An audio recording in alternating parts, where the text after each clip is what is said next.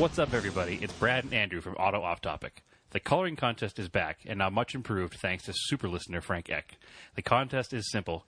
Complete one of the pages of the coloring book found on our Facebook page or the Auto Off Topic Coloring Contest Facebook page in any of two mediums.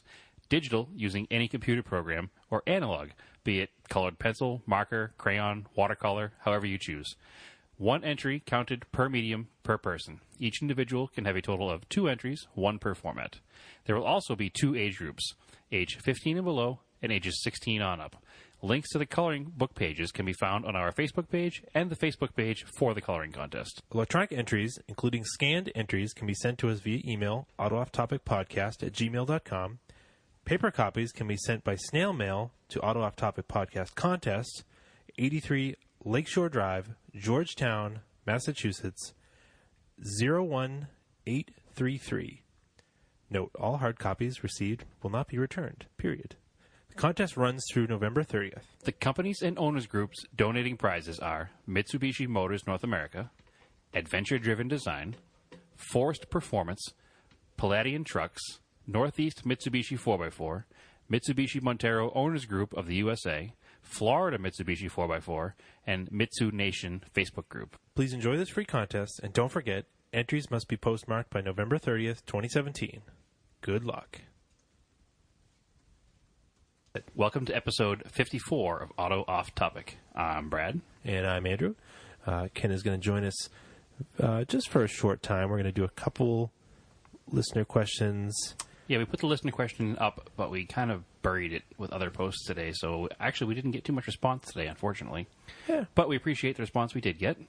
So we can start with a couple of questions because Ken has to leave. And we specifically said Ken was going to be here for questions. So we have a couple of Ken questions to ask, correct? That's right. All right. So welcome back, Ken. Hello. It's been a long time. No, it's been a long Haven't been time. sitting here the whole time, I swear. Yep, haven't been sitting here. So we're going to jump right into listener questions. Yep. And then we'll get back to our project car updates after Ken departs. Yes. Unless Ken wants to give us a project car update in his bus real quick. I could do that. Yeah. So we should actually start with that. All right. Just because we're gonna confuse our regular listeners by messing the order of the show up tonight. We're Just to gonna change fit it Ken up. in here. Yeah. Sorry, guys. So that's all right. No, listen, you came down at all, and you sat through a whole episode already. This so is Auto Off Topic, We're so- going to go off topic about cars. So we're not really going off topic. You have a project car, a perennial project car. It's always going on. It's a project forever. Yes, which most project cars are, if Yep. you really want to get fair about it. So it is as we discussed last episode, a 1978 Volkswagen bus. Yes. Champagne edition, originally brown with multicolored brown stripes, brown interior. Brown on top, different brown on the bottom. All browns. 3 brown stripes, brown interior. And as we discussed, it was the only Volkswagen bus to come with intermittent wipers. Intermittent wipers. Yep. So what is your current project on that bus? Not the Subaru swap that you're planning for the future. What are you actually currently doing on that bus? Well, today I spent all day drilling holes in my roof to Match the rust holes in the floor? No. Okay, just These checking. are nice, fresh, clean holes.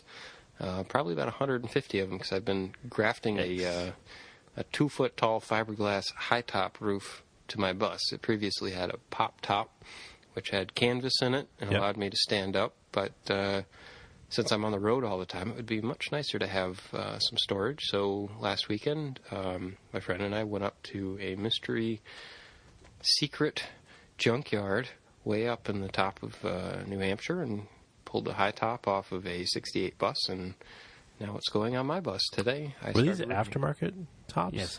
No. Really?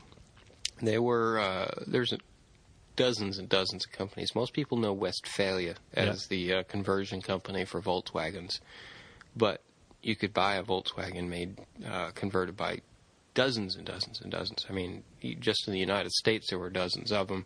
In England they had bunches of them. In Germany they had bunches of them. But in the United States, there's a number of camper companies. Previously, the pop top that I had on my bus was made by a company called Sportsmobile, which is still in business. They do. Yeah, they do camper trailers and stuff still. Yeah. Well, they do Like four-wheel Econoline vans. Yeah, Ford and Chevy. automobiles. They do the 4-wheel drive conversion, and then they do the full camper conversion. Okay. And so I had that pop top on my bus. which was from 1968. So it was one of the very first converted vehicles that they would have done.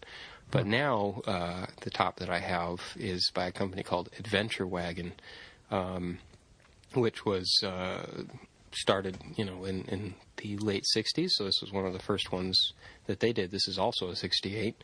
And they continued all the way up through the 80s doing Vanagons. And they did, I think they did a number of other vehicles, but their main thing was doing high tops. So you could stand up in them going down the road at 60 miles an hour. You could stand up and do whatever you need to do. Provided you weren't driving. Yeah. Yeah. You'd have to be the passenger to be standing up. You couldn't be the driver standing up. It's an interesting design. I noticed it has, it's rounded in the front, presumably aerodynamics, and to fit the round front of the the bus. Yeah. But the back of it almost looks like a boat deck. Yeah, it's a luggage area. I'm probably going to make it into some sort of bike rack. But Adventure Wagon actually offered a number of different types of tops. The one with the little notch out of the back with the which roof is one rack, you have. which is one I have, is the very earliest one. Through the 70s, they eventually made it like a full-length top, so you had no notch in the back. It was just full 2-foot front to back. In the late 70s, they actually put a bed up there, and the one, if my bus, my 78 bus, came as an Adventure Wagon from the beginning, it would have had a very tall top with like a little notch that sticks out and overlooks the back hatch. But that would have had a whole bed up there. You'd stand up the whole room. But there's not very many of them floating around. Hard to find. So what's one of these tops? Not what did you pay for it, but on average, what's one of those tops worth? Is it a $500 part, a $1,000 part, a $2,000 part if you find a nice one, or is it more just up to the seller? Well, a lot of people make them aftermarket right now. You can buy brand new ones. You can buy brand new ones. Oh, okay. There's mostly for the Vanagon community, but you can buy them new for bay windows and stuff too. They tend to run about $2,500 for you to buy them brand new. Okay. Obviously, if you go to Secretive Junkyard and you pull it out of there, you don't pay $2,000. Yeah, exactly. You pay a lot less than that. You got to be resourceful. All right, that's pretty neat. That's really neat. I can't wait to see it all done. Yeah. Can't wait to stand up. I'll tell you inside the your bus. anxiety I've had drilling 150 holes into my roof. Yeah, I have anxiety drilling one hole in a piece of sheet metal, let alone 150 of them. So I feel you, basically, on before that. the Sportsmobile, or the Adventure Wagon top that I'm putting on now, when I went to go put the Sportsmobile top, I had to cut a 4-foot hole Yeah, I in the remember center that of my too. roof. Yeah. That was a little more anxiety-inducing than this was, but, Well, at least my now roof is done now. It can't be a it's hard trash. top ever Yeah. again. I'd have to grab You have the to whole buy a roof new on. one. Yeah. Well, that's cool. 'Cause I've spent some time sitting in your bus. Yeah, you have. I got a we've- picture of you sitting there, actually. Oh, excellent. I don't think I've ever seen that before. Yep. And the last thing I thought it needed was more space, but I can imagine more space being nice. Yeah. So it'll be cool to see this all done, and we'll have to replicate that night of sitting in the bus. Yeah, that'll be good. I've got a Again, much better sometime. side tent now. The plastic tarp situation that we had then is... No. I've got a nice side tent now. All right, excellent. It's got screens and like a little sitting area and a zipper door, and it's a dome top. It's really nice. Well, maybe we'll have to spend some time hanging out in the bus this weekend if you want to be out and about. So Yeah. Yeah, there you go. All right, cool. I'm down with that. I'll bring some more Vice beer. Hey, I'll take that. We'll do. Jeremy Nutt has a question. Yeah, we're going to jump to our listener question that happens to be for Ken. Yep. And he asks, does Ken think anybody has ever owned an air-cooled VW, sold it, and never bought another one? Or are air-cooled Volkswagens something that become part of your bloodline once you own one? That depends entirely on the person, I guess. I've got a friend who just keeps buying them over and over and over and over again. It's just... His name is Ken. Oh, I mean... No, not Ken. His name is Jeff. But Jeff buys them, and he keeps buying them, and he never really gets very far with them, but he ends up selling them. So he's searching for something. He keeps buying them all the time. On the other hand... Chasing that dream. Yeah, chasing the bus dream. On the other hand, you have my mother-in-law, wonderful woman that she is. She does not like air-cooled Volkswagens. She had one when she used to commute to Yukon down in Connecticut when she was going to college many, many years ago. Yeah. And she had one air-cooled Volkswagen, and that was enough for her. That sounds like more of a bad experience than a... Yeah, well, she bought it because she needed a car, and it had an engine and wheels and a steering wheel, and it got her from point A to point B most of the time, but it had big holes in the floor, and it was cold and drafty and unreliable, so... if you get one of them, you're probably not in if you don't want to fix it all the time. Yeah, you were in it for the Convenience. cheap, basic convenience of it. It's like somebody buying a used Hyundai now. Exactly. Yeah. Yep. That I mean, they were lifetime Hyundai fan. at the time. I'm sure. I mean, Beetles were everywhere. Yeah, You just pick one up It's as just a car. Yeah, a couple $100, $50, So- you get a car. I know my mom had one, and she's always constantly talking about getting. She wants a cabriolet. So Oh yeah, Beetle or Rabbit? Beetle, Yeah, just I'm getting just ready. to drive it around. So Well, yeah. there's two of them right around the corner from here at Bob's house. But Soon to be for sale, because we'll have to talk to your mom about that one then for sure. they might be. I know he wants to thin out the herd a little bit. I think he's trying to get rid of the 74 Super first, though. But yeah, I think that if you're buying a car nowadays and you buy a Volkswagen, you kind of have an understanding that they're going to be a pain in your butt. Yeah. A lot of times. And I don't know, some people really like them, some people try them, and they don't. Cool. I don't think we have any more questions for Ken. No. My dad just commented that because he knows you. He saw some VW camper bus for sale on a back road in New Hampshire, and he thought of you. Oh. He can tell you where it That's is what we if were you talking want about. it. When you become the bus guy, you're the bus guy. Yeah, that's how it works. So I tell you how many hundreds of let- old Volkswagens I know about, and I just got to go get. You said you had room in your driveway, right, Brad? I mean, not really my driveway, but in my side yard. Side I could yard, certainly- backyard? If you That's wanted okay. to put one car there, we could work something out where you could help me find one too, and we could make it happen. Oh, that'd be fun. Yeah. Yeah, So- don't tell my wife. Don't tell Andrew. Don't tell Andrew. Yeah. Don't tell my wife, Jessica. Don't tell a few of our other friends that give me crap already for having too many cars. Yeah. They just don't understand, man. They don't get it. Yeah, I love looking at broken cars in my backyard. It's Honestly, great. I really do. It's cathartic to me to walk outside and be like, yeah, those are mine. Nobody else would want them. That's why they're mine. Yep, they're But yours. you know what? Yours for now. Sure. I like it. I can sit in it, Whatever. make vroom noises. But we're going to take a quick break because Ken has to leave. I wanted to do another quick plug for Ken's business. Is at Painted Bus on Instagram. That's right. Yep. Painted Bus Artworks on Facebook. It's just Painted Bus. Just on Painted Facebook, Bus? yeah. Okay. So is your Flickr account Painted Bus Artworks? I've seen it Yeah, I somewhere. don't know what it is. My official business name is Painted, Painted Bus Bus. Artworks. Yeah. But on Facebook, it's Painted Bus. On Instagram, it's at Painted Bus. So if you want a mural painted or a bus painted or some signage done, get in contact with him, and he won't let you down. Or your air-cooled Volkswagen worked on. Yeah, oh yeah. Or your local and what your air-cooled VW worked on. He's Yeah. certainly the guy to talk to. And he's a genuinely nice guy, and he'll at least talk to you. I'll and try. point you in the right direction. Yep. So again, thanks for coming, Ken. We appreciate you being here. Hey, We'd thanks love for to have having you me. on again. So. Yeah, absolutely. Yeah, maybe after the Subaru swap. Oh yeah. Yeah. Dig into that. I wanna see Actually, you that. know what would be really cool is to do a mobile podcast from inside a Volkswagen bus with the Volkswagen bus Or- engine sounds running in the background. I was going to say, you're not going to hear anything, Brad. No, you just we will. hear If we the have- engine the whole time. If we set it up right, we could do it. Or we could just sit in it. Yeah, you sit in it. We could have mobile. Yeah, I mobile guess. booth. I'll just pull my bus over here next to the driveway. Yeah. Perfect. Perfect. So we got to go on location somewhere. That's the way to do it. Sounds good. All Maybe I right. do need a bus. Mobile podcast studio. Yeah, there you go. That works. All right, we'll let you go, Ken. We'll take a quick Hey, break. thanks for having me here.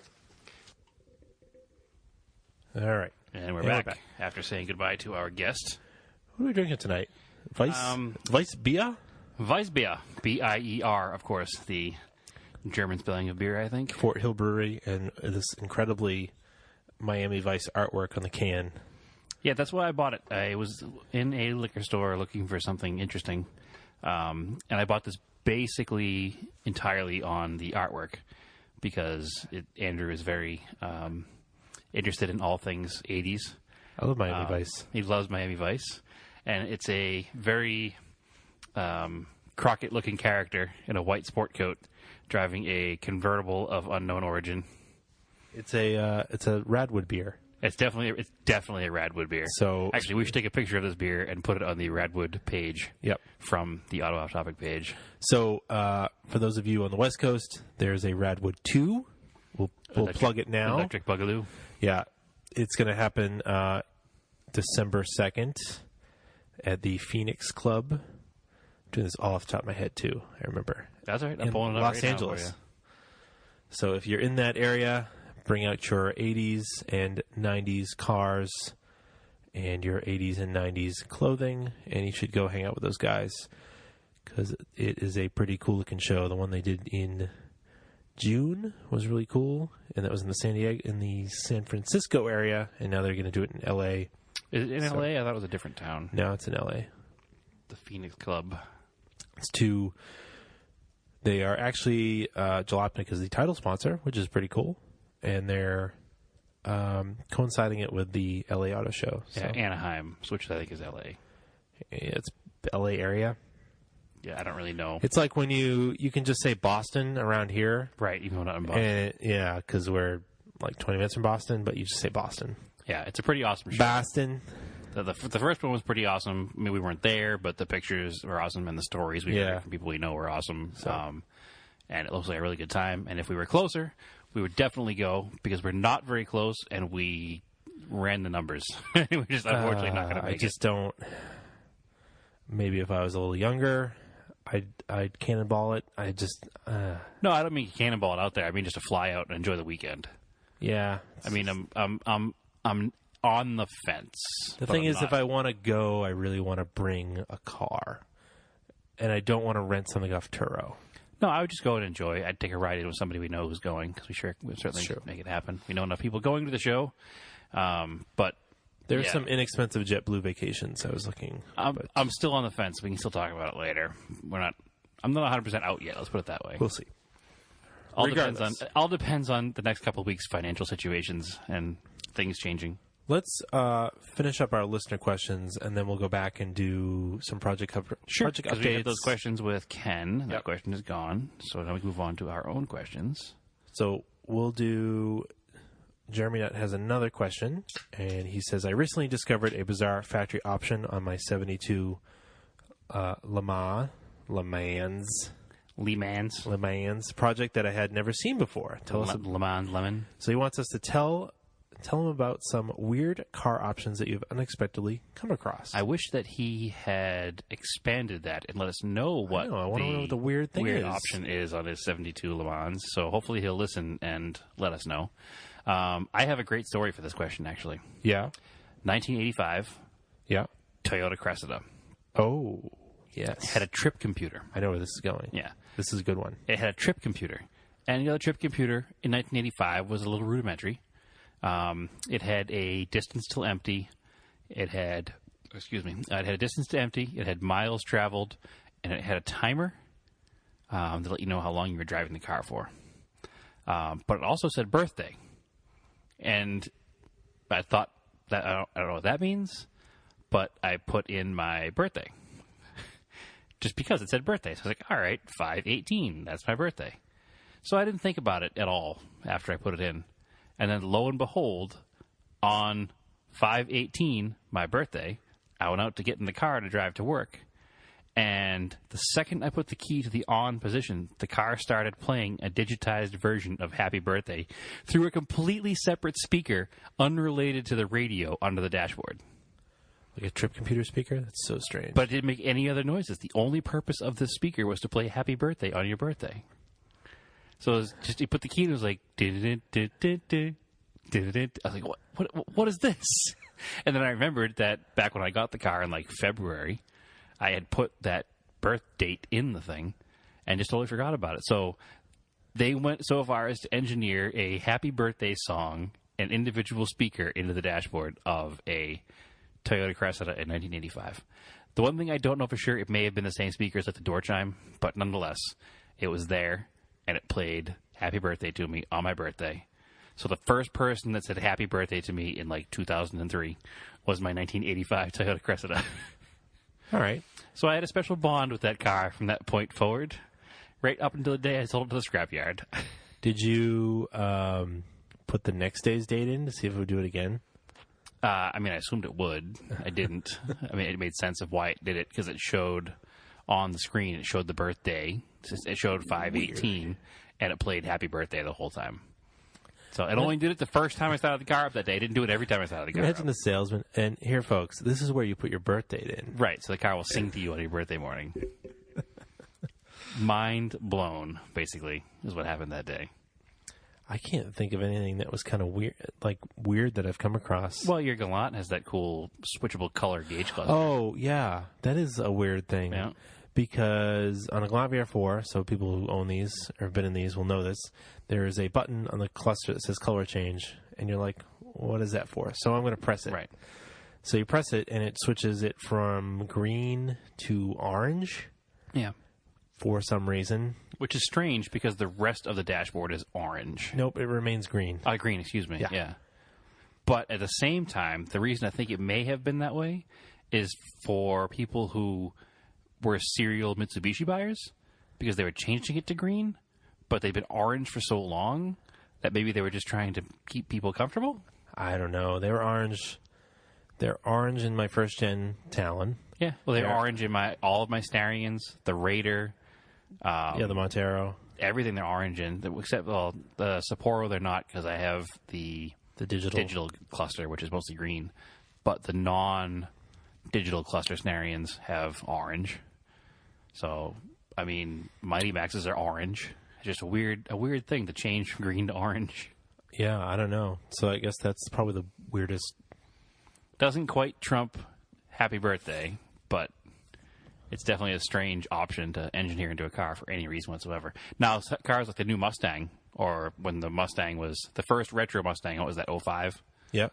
Or 04, whatever year it was, they had like an infinite color change on their clusters. It was like a dial you turned, and it went from, the red, green, blue stages.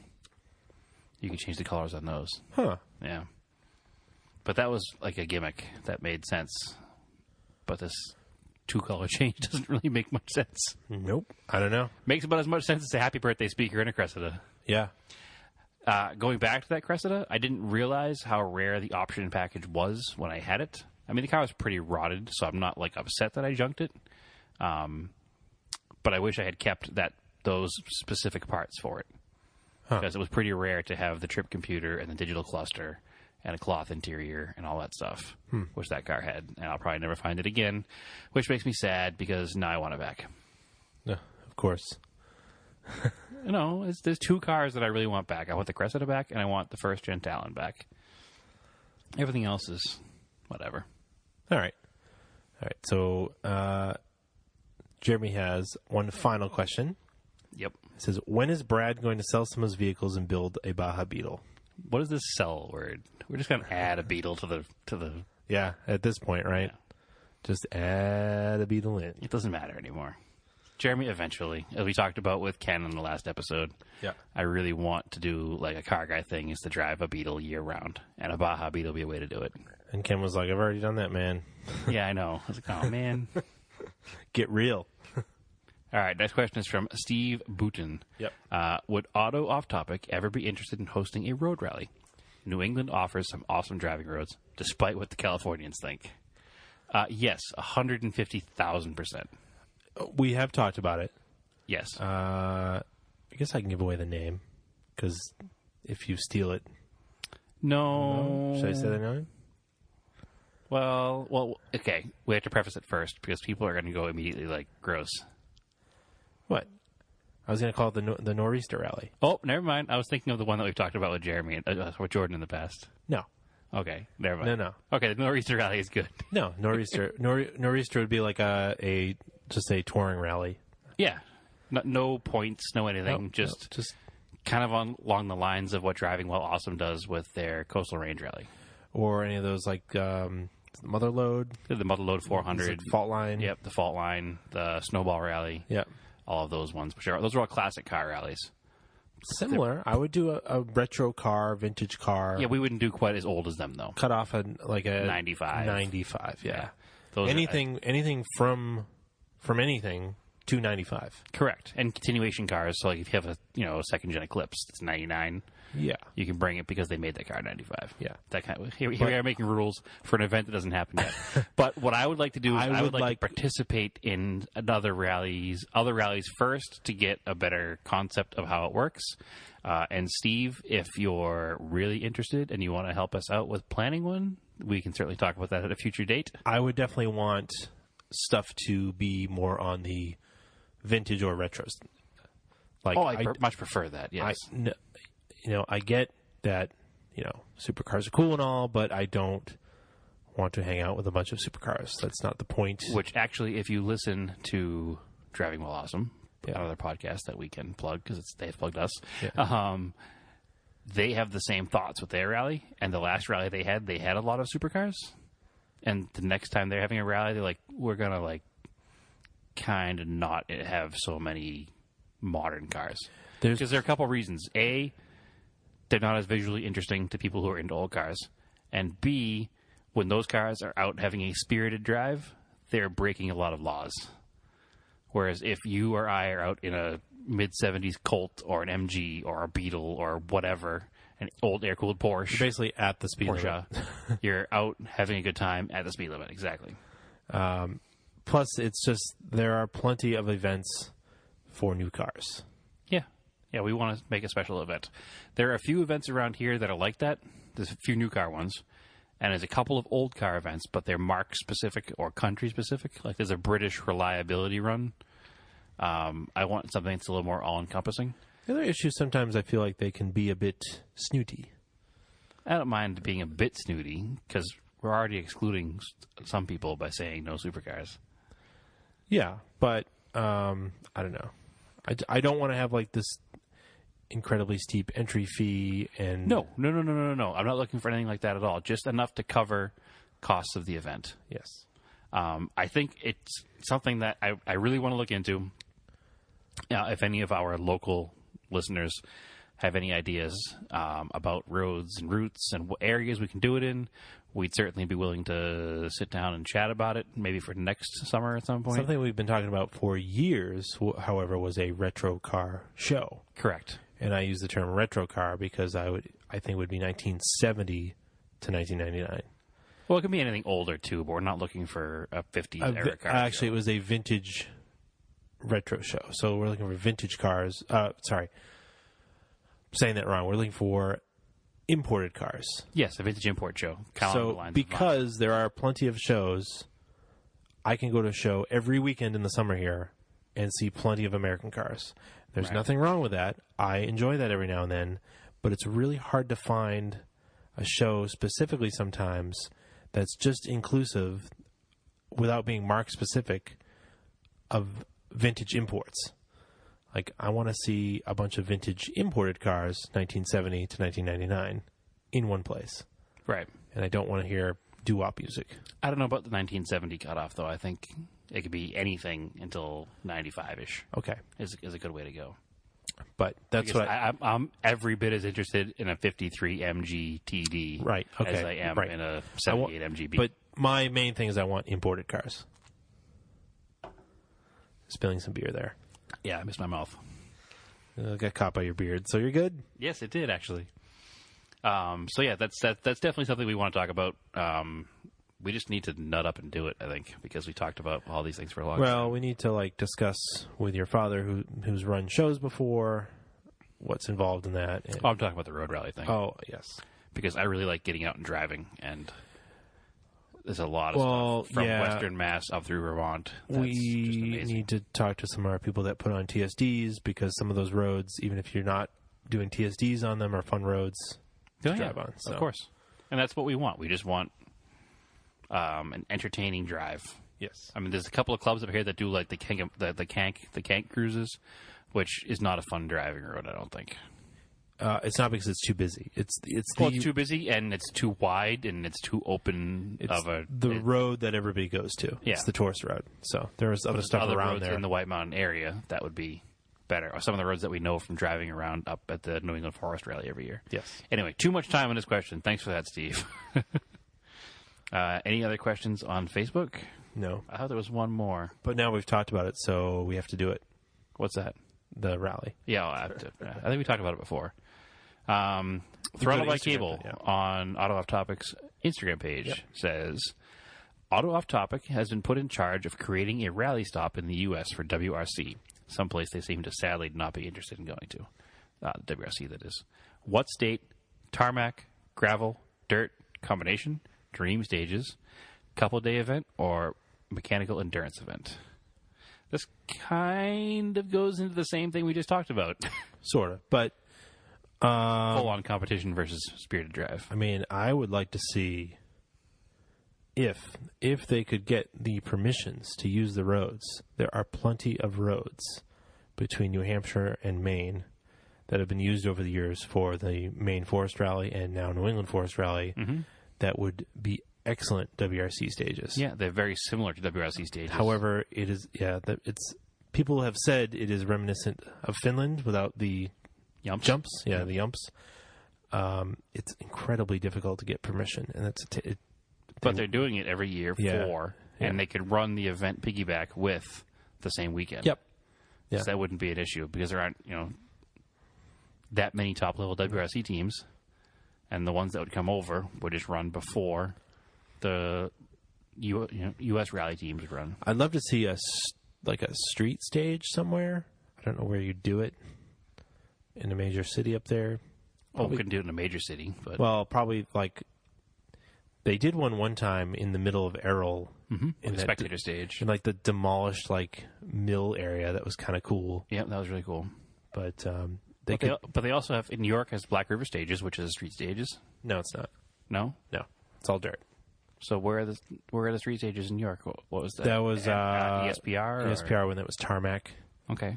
And people are annoying and don't want it in their backyard, so... Well, you want to get away from the U.S. a little bit into Canada, and you have the Targa Newfoundland, which is all public streets. You could probably pull off a WRC event in Canada very easily because they are totally down with the rally, so... Yep.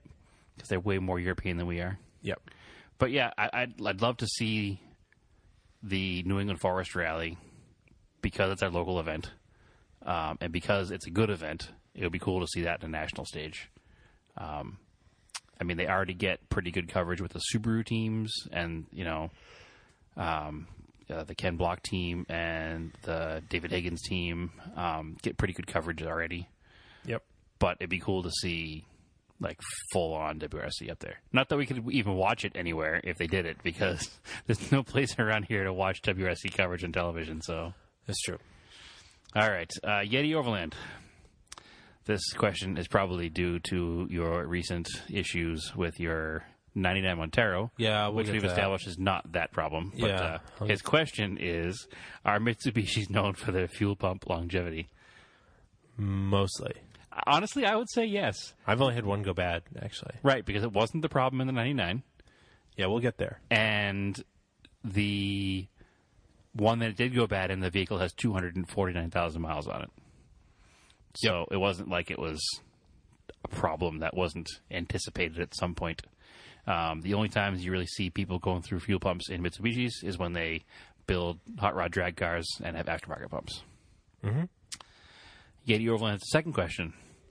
Is it bad that I really want a first-gen Impreza Outback Sport for a daily driver? No. It's not, actually. Friend of the show... Are you moving to Vermont? Yeah. Friend of the show who we've talked about his Forester XT. We did the valves on that.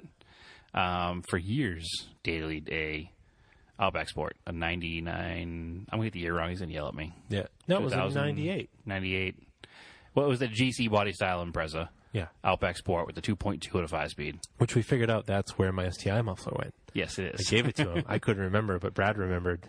And he had it welded on. And it did sound pretty cool. Yes, it did. And that was 7 years ago. So I regret nothing in giving it to him. So, no, it's not a problem at all. They're good cars. They're fun cars. They're definitely slow car fast. They're enjoyable to drive. Once you get them moving, they're not certainly quick by any means off the line because they're not very torquey. But once they're rolling, and they're fun cars to drive around with. And I think we just lost signal because I can't hear anything. Are we good? No, we're good. The recorder's still going. Okay. Just the headphones popped out. Okay, good. The dog's tail just knocked everything off the table. Ollie, come over here, please. Because he's trying to lay on the headphone wire. Ollie, come here. Ollie, hey. No, we're fine. All right, I just moved him anyway. We're good now. He pulled the headphone wire, and it pulled the splitter with all the Technical headphones. difficulties when you invite the dog to the podcast day.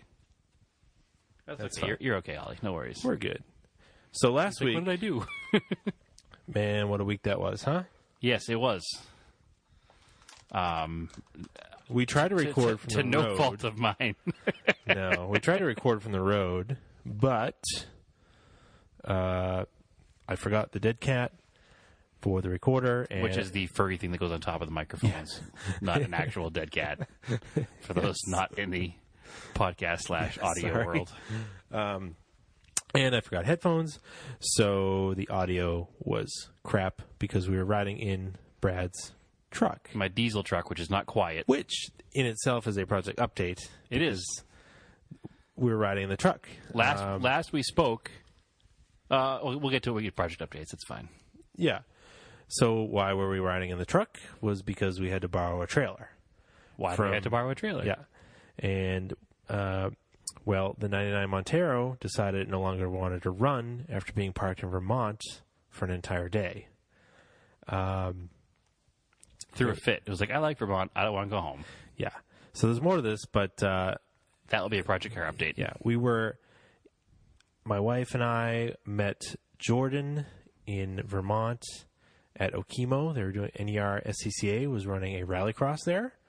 So I was going to drive Jordan's car, and we headed up to hang out with him. So we unloaded the truck. I parked it off to the side of the lot where we're running the rallycross and left it all day. We, of course, had an amazing time because rallycross is a total blast. We got 8 runs in. It was super hot, super dry, dusty. STI ran great.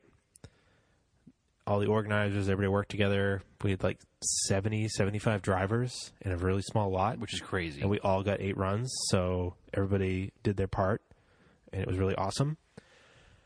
And then Jordan and I were like, out of 16 drivers in Mod all-wheel drive, rather, we were 7th and 8th. Dead mid-pack. Yep, right in the mid-pack.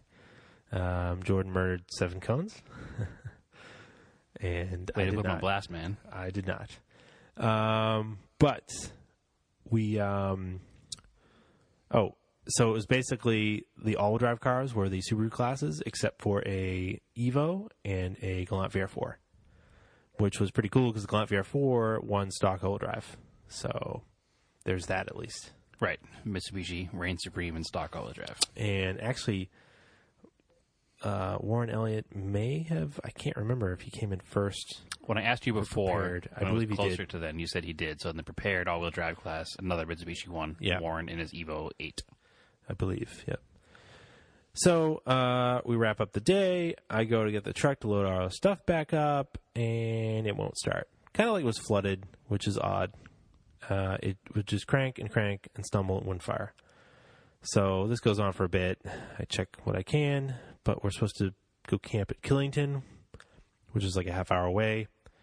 And we were going to meet Jordan. Well, Jordan was with us. We were going to meet his girlfriend and their other friend who were racing in a mountain bike enduro, which was pretty cool because I wanted to go see that and I wanted to shoot it for pictures because I'd never done that before because it's basically a rally but with mountain bikes.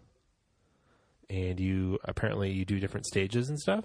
It's just like a stage rally, but Yeah. bicycles instead of cars. You like clock in with like a transporter and then you run your time and then you clock out when you're finished. And that's how you... Transponder. Transponder. It's not a transporter. I say transporter? Yeah, Jason Jason Statham is not involved. We were just talking about Volkswagen transporters, so that's where that came from.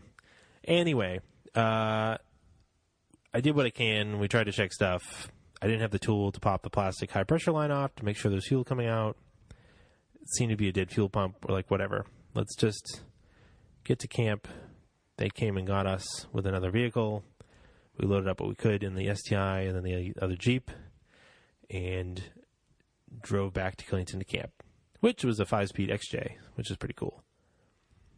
So then, but while we're waiting for them to show up, I called you, Brad, just to like check in and like say what was going on. Right. And any ideas, right? Because that's what we do. And I'm on the phone, and Jordan and Stephanie are standing there, and this dude rolls up in an El Camino, and You know it's got to be a good time when El Camino rolls it was up. like an El Camino with like a super loud exhaust, right? And had the Chevelle nose, the dual headlights, So what is that, like an 84 or something you said? Square headlights, you felt nose? Squares. Yeah, so a Malibu nose. Yeah, Malibu. All right. Yeah, it'd be like an 83, 84, 85, 86. So he pulls into the dirt parking lot that everybody has left already because the like rope was still down to block it off, and just rips like 2 or 3 donuts. Like, we're like, all right. And then like as he's leaving, Sound like a dirt bike, Andrew. yeah, well, whatever. Don't even try. You get it. You get it. This is an Andrew's, sound effect hour. So he rips these donuts and then leaves the parking lot sideways in the pavement. And just as a burnout down the street. Just a burnout down the street away from us. Now, I'm on the phone the whole time. All I can hear is this small block Chevy just bouncing off high revs, dirt flying everywhere, and the 3 of them laughing hysterically in the background. I can't even be mad because it was just so freaking cool. Like, I don't know why. It was just after a long day. I was like, man, that dude was like, these guys look really down. I'm going to lay some donuts. Yeah. And backstory to the story, Andrew hates El Caminos. And he gained a newfound appreciation for El Caminos. I don't hate that El Camino or that guy. That, let's just say, not all heroes wear capes. Yes. Some drive El Caminos. And I love El Caminos, and the fact that I even owned one back in the day. Andrew continues to make fun of me for all the time. So never lift your driveway, but well, it's true. Most of my, much like today, 20 years ago, cars didn't leave my driveway either. So some things haven't changed. So whatever, we go back, we camp. Jordan and I get up, go back Sunday morning. I bought a fuel pump. I bought some plastic line tools. I pop up the line. There's fuel pushing out. Like, all right, cool. That's annoying. I pull a plug, and we use this thick wire, and we check for spark. It's got spark, just not firing. Went and grabbed a new battery, because I thought maybe sometimes you can get a battery, it'll have enough amps to turn the engine over, but it won't fire, because it was an old battery. And the positive terminal was real shitty too, so I replaced that. And of course it didn't work, so nothing. I was like, all right. We left the truck and went home to Massachusetts. Leaving the truck on the side of the road in Vermont. Yeah. Conveniently enough, about 25 feet from a gas station. Yeah. Sorry, not a gas station. A police station. I didn't even realize the police station was over the hill. I never walked over the hill. So, whatever.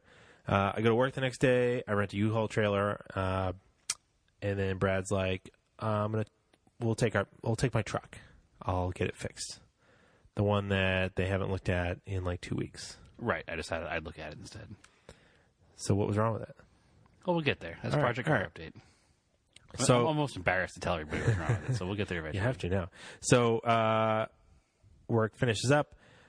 I meet Brad at my house, blah, blah, blah. We go to pick up the trailer. And it's a U-Haul car trailer, so it's clearly a pile of crap. And we plug it in to Brad's truck, which is working perfectly. And none of the running lights work. And the guy's like, "Oh, I can't leave. No running lights." We're like, "Well, your trailer's busted." He's like, "Well, I don't have another one." I don't think it's trailer. I think it's your truck. I'm Yeah. like, no, the harness is fine. Yeah. It's definitely not my truck. It's definitely, maybe it's the connector, because I have a 7-pin trailer plug on my truck, and there's a 4-pin trailer plug on the trailer. And I just bought this cheap, like, $8 connector to connect the 7 to 4-pin. And I was like, well, maybe it's a crappy connector. So can I get another one and try it out? And he's like, well, I don't know. I'm like, listen, I was like, if it works, I'll buy it. If it doesn't work, we'll put it back in the package, we'll put it back on the shelf, and everything will be fine. Yep. So it was a nicer one. So when you plugged it into the truck, it lit up red. So you knew the running lights were working in the truck. The second you plugged the 4-pin trailer harness into the 7-pin connector, the light went out. So not very tough to realize at this point now that there is a short somewhere in the trailer, not causing the lights to not work. So Andrew was getting upset, obviously, and I was getting upset, obviously, and the guy was just being kind of a pain about it and didn't seem to want to let us fix the trailer. But I was like, listen, the whole thing is already all hooked up and everything's ready to go, and if I can make it work, I want to take this trailer. We've already paid for it.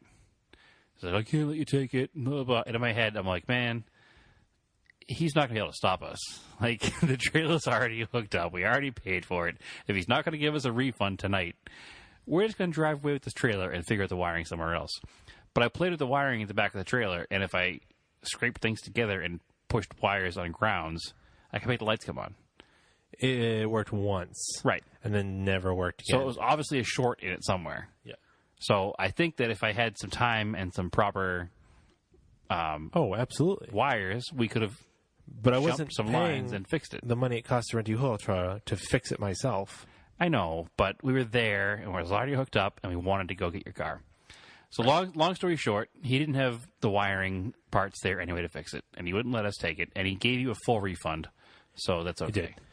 So then I disconnected the trailer. So then, just kind of like annoyed, I posted back to the NER Facebook group, so the New England Region SCCA Rallycross Facebook group, that my truck was still there, it was stuck there, and our friend Kathy, who runs the Rallycrosses, one of the organizers, was like, "Hey, listen, if somebody can help Andrew out, I'll get a free entry to the person that can help him out to a Rallycross," and then a bunch of people said they wanted help. Yeah. So, which a couple people had said before, but I was trying to do it myself, and I figured I could do it myself. So, David Dennis of Dennis Motorsports down in Rhode Island was like, "Hey, I've got a trailer. You guys can come down and grab it." So we quickly messaged him, blah, blah, blah. Yep. Our truck. After deciding it was worth it, because now it's like 9 o'clock at night. Yeah. He was only like an hour away from us. Brad's truck was totally up to the task of towing it, so it was already set up for the 7-pin, and he had the right ball set up for it. Yeah. So. Well, it's a regular heavy-duty trailer setup. Yep, exactly. So David was super nice. We went down and grabbed it. Then we're coming back, and we kind of did the math on time, and we're like, well, it's nearly 11 o'clock, and we're only like halfway through Massachusetts. By the time we get to Vermont and back, it's going to be like 5 or 6 in the morning. Yeah, I wasn't ready for that. Yeah, it just was too much. So postponed it to the next night. I was just like super annoyed, so I didn't want to go. Right, and I wanted to get it done. So, yep, because you're an awesome friend, and then my other awesome friend, Jordan, Ditch Hookers. You guys went up there and grabbed it. Yeah, it wasn't that easy, but yes, we did. We didn't just go up there and grab it. It was a process and a half. Yep. But we got it. You got it. So, I appreciate that. And I've already I detailed up the Rallycross STI. To get dirty again. Hey, whatever. It needed to be cleaned. Yeah, it did. It was pretty grody. Yeah, it's helpful it makes you feel a lot better, even if you're going to go get the car dirty again, to start with a clean car. Yeah, and you're going to do brakes in my truck. That's right. I've got brakes to do in your truck. So you are making up to it for us. And you're actually going to do an axle seal in Jordan's Xterra, too. So yeah. This thing is costing you more than it would have cost you just to pay somebody to go get it in the end, but it's worth it. No, I'd rather do labor than pay out money. Yeah, that's true. I can do manual labor with my hands. It's way cheaper than paying money. Oh, of course. So anyway. So the truck is home. Truck is finally home. Yes.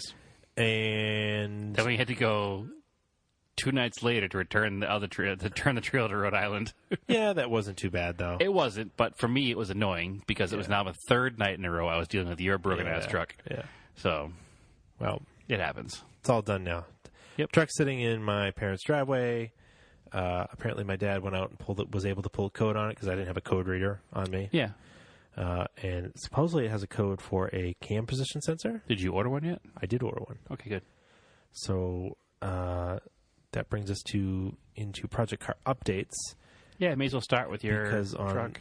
Saturday, when we're done with the other project cars that we're doing, we're going to push the Montero onto the lift in case I need to get all of a sudden, I can't be there. I didn't know we were pushing anything. Whatever.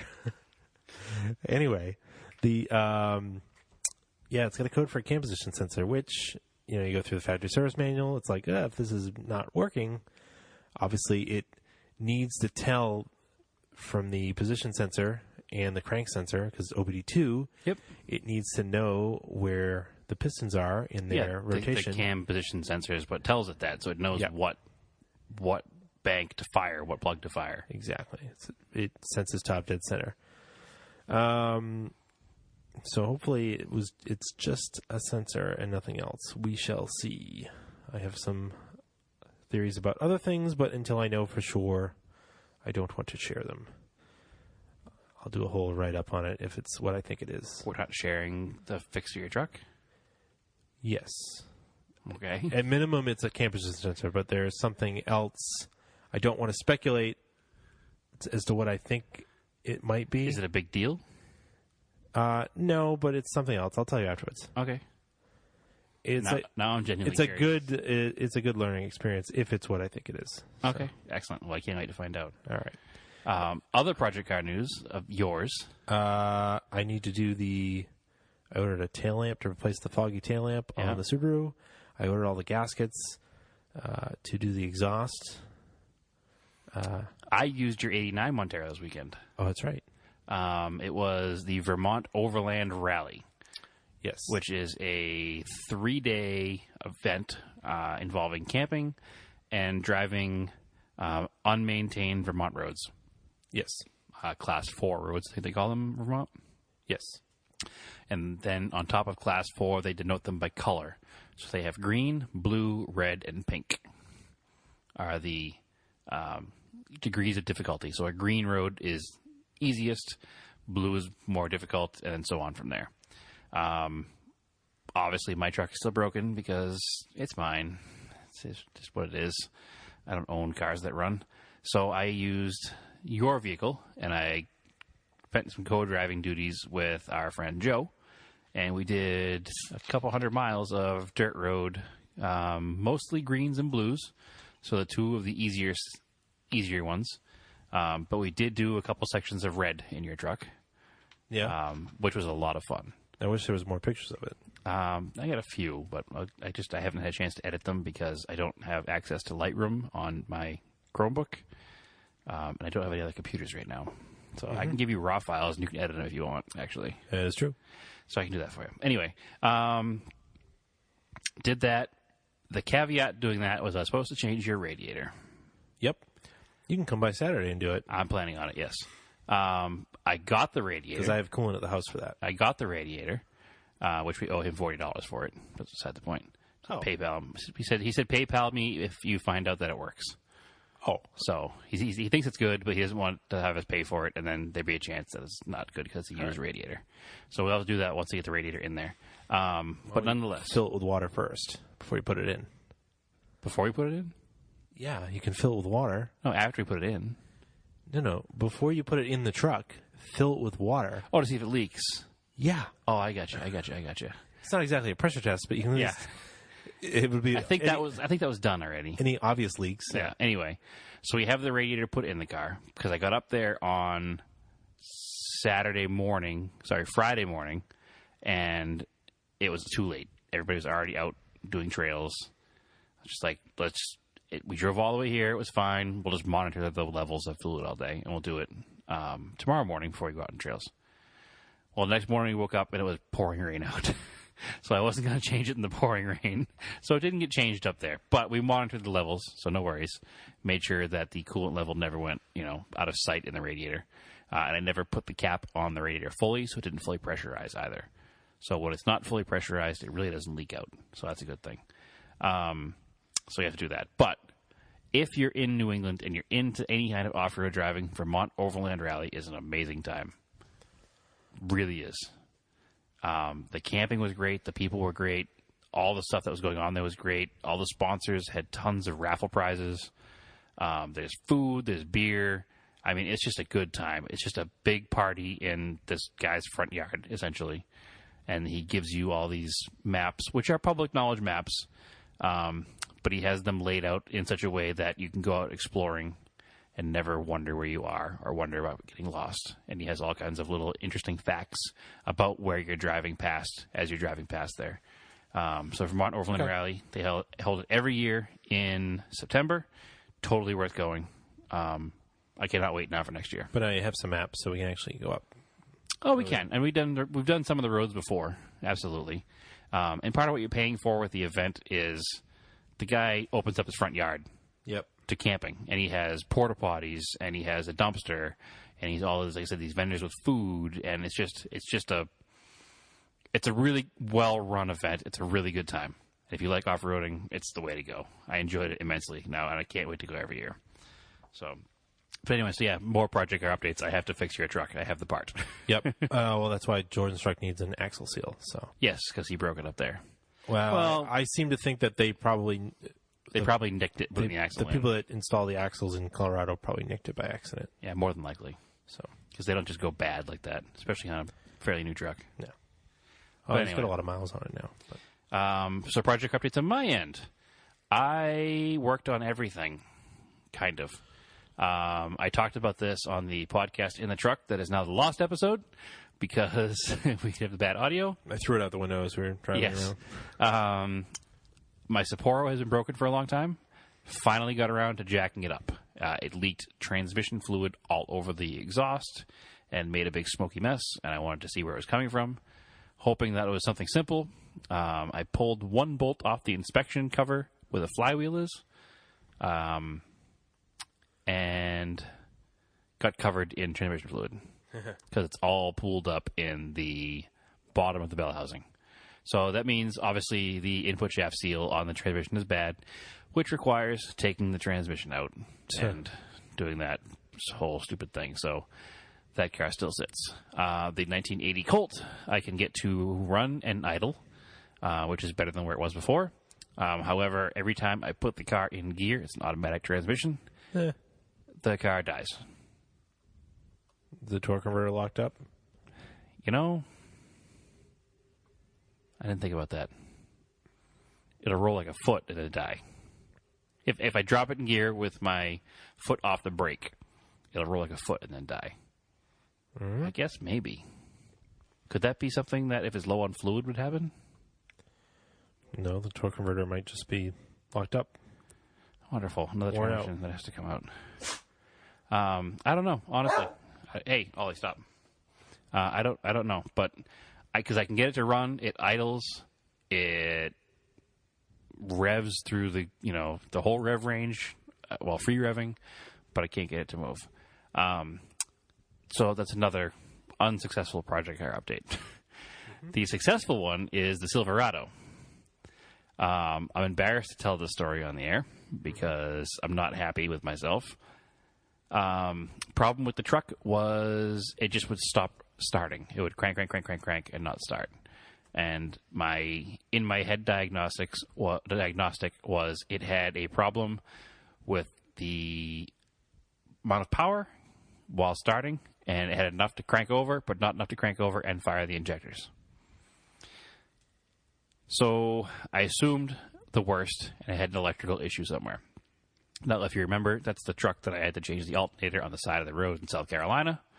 So I figured maybe something to do with the cheap AutoZone alternator had gone bad. And I was just frustrated, and I said, you know what, I'm going to let the professionals look at it because I don't feel like dealing with it. So it turns out I was half right. It was the fact that there was enough power to crank over, but not enough power to fire the injectors. Mm-hmm. But the reason that was happening was because the positive terminal on the battery was loose. So in my thinking of what was wrong with the vehicle, I overthought the whole process and never even looked at it. Yep. So thankfully, they never brought it into the shop that I work at to look at it. To make fun of you? Right. And I managed to figure it out without them, so they don't even know what happened. They just know that my broken truck one day was running and left. So, whatever. It was something stupid. Never overlook the simple stuff.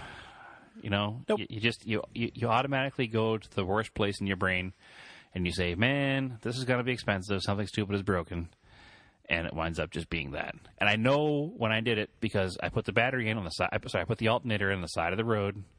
I was super annoyed. I was rushing right through it. I probably never torqued it down right, and it just slowly worked itself further loose over the months since I did that, and got to the point where it just wasn't connected enough to do anything. And the reason I noticed it is because the battery was dead, and I put the jumper cables on it to charge it. And when I took the cable off after it was charged, I noticed that the whole bolt moved when I took it off. So it's like, oh, that can't be it. In my head, I was like, I hope it's not it. That's embarrassing. But I hope it is it because it's cheap. Well. And it wound up being it. No, truck runs now. great. Fires up. No problem at all. Runs like a fairly new Chevy truck should. Yeah. So those are my project car updates. I think that about wraps it up. You think so? Yep. All right, excellent. I don't think we have anything else to talk about. Calling that a podcast. Call it that. I like it. You can find me on Instagram at Race and Anger. You can follow the podcast, Auto Off Topic, on Instagram. On Facebook, Auto Off Topic Podcast. You can rate and review us on iTunes. That would be fantastic. What else? Anything else? How about you? You can find my personal Instagram at TSISS350. You can find the Vintage Imports Instagram at Vintage Imports of New England, also on Facebook. And that's it. As always, thanks for listening, and keep your cars analog.